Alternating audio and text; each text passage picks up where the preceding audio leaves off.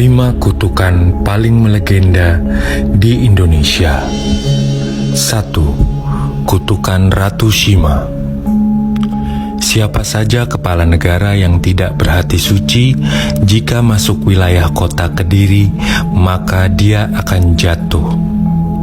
Kota Kediri dikenal memiliki banyak kisah misteri dan mitos yang bahkan sampai saat ini masih dipercaya banyak kalangan. Sebab dari beberapa presiden yang berkuasa di republik ini, hanya 2 presiden yang berani datang ke kota Kediri, yaitu Soekarno dan Gus Dur, yang keduanya akhirnya diturunkan dari kursi presiden dengan cara politik. Selain Prabu Jayabaya yang menyatakan Kediri haram untuk didatangi penguasa, kutukan kota Kediri juga dinyatakan oleh Kartikasinga, suami Ratu Shima yang juga penguasa kerajaan Kalingga. Pada zaman itu, Kartikasinga menyusun kitab yang berisi tentang hukum pidana pertama di Nusantara yang kemudian diberi nama Kalingga Dharma Sastra dan terdiri dari 119 pasal. Ketika menyusun kitab tersebut, Kartikasinga memberi kutukan yang berbunyi, siapa saja kepala negara yang tidak suci benar masuk wilayah kota Kediri, maka dia akan jatuh.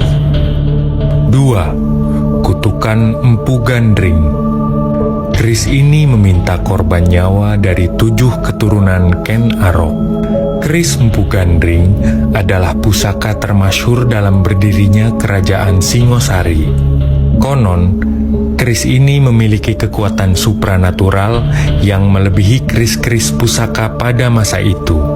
Keris Empu Gandring ini dibuat atas pesanan Ken Arok. Permintaannya harus jadi dalam waktu 1 tahun. Pekerjaan seberat ini mustahil bisa diselesaikan oleh seorang empu.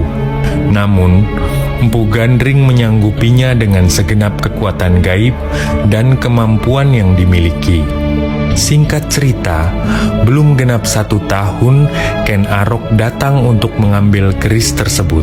Namun, Empu Gandring belum menyelesaikan sarung kerisnya. Ken Arok pun marah dan mengujinya dengan cara menusukkan keris itu pada Empu Gandring. Empu Gandring dalam kondisi sekarat mengucapkan kutukan. Keris tersebut kelak akan meminta korban nyawa dari 7 turunanmu, Ken Arok. Dalam perjalanannya, keris ini terlibat dalam perselisihan dan pembunuhan elit kerajaan Singosari. 3. Kutukan Lembu Suro. Kediri bakal dadi kali, Blitar dadi latar, Tulungagung dadi kedung. Kawasan Gunung Kelut dari zaman dahulu sudah diramalkan akan terjadi bencana dahsyat karena tuntutan balas dendam sosok sakti mandraguna Lembu Suro.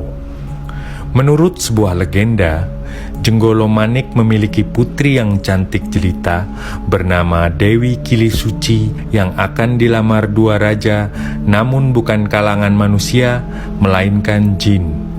Raja Lembu bernama Lembu Suro dan Raja Kerbau bernama Mahesa Suro. Akhirnya Dewi Kilisuci membuat sayembara untuk membuat sumur di atas Gunung Kelut yang harus selesai dalam waktu 1 malam. Dengan kesaktiannya, 2 raja jin ini berhasil menuruti permintaan Dewi Kilisuci dengan mudah. Akan tetapi, Dewi Kilisuci yang sejak awal enggan dipersunting oleh Lembu Suro dan Mahesa Suro pun sudah mengatur siasat jahat dengan cara menyuruh kedua raja tersebut masuk ke dalam sumur untuk menggali lebih dalam. Dan di saat itulah para prajurit Dewi Kilisuci menimbun kedua raja tersebut dengan tanah.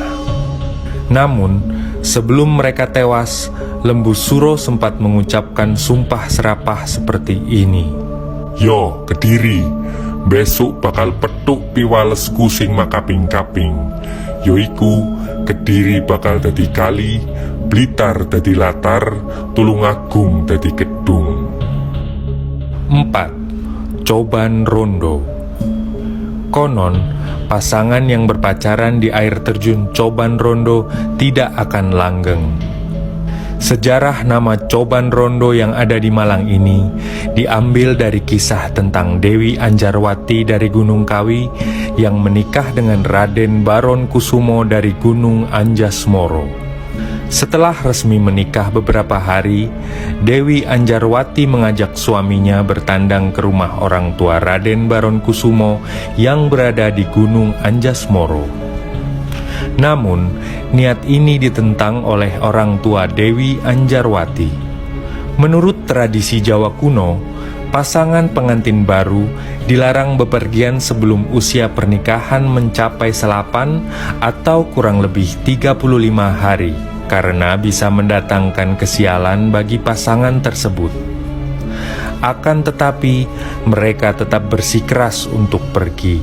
Singkat cerita, di saat dalam perjalanan, Dewi Anjarwati dan Raden Baron Kusumo bertemu dengan orang asing yang bernama Joko Lelono. Rupanya, orang asing tersebut terpikat dengan kecantikan Dewi Anjarwati hingga membuat Baron Kusumo terbakar api cemburu dan menantang duel Joko Lelono. Sang istri pun diminta untuk bersembunyi di balik air terjun sembari menunggu suaminya datang menjemput. Naasnya, Raden Baron Kusumo dan Joko Lelono tewas dalam pertarungan sengit itu. Janji Raden Baron Kusumo untuk menjemput istrinya pun tak bisa dipenuhi. Tinggallah Dewi Anjarwati yang menjanda meratapi nasibnya di balik air terjun. Tangis dan kesedihan Dewi Anjarwati dipercaya membawa kutukan pada tempat ini. Konon, pasangan yang berpacaran di air terjun Coban Rondo tidak akan langgeng. Bahkan, mereka tidak akan sampai ke pelaminan akibat kutukan dari Dewi Anjarwati. 5. Kutukan calon arang. Nah, kalau yang ini kalian belum pernah denger kan? Tungguin filmnya ya di bioskop. Segera.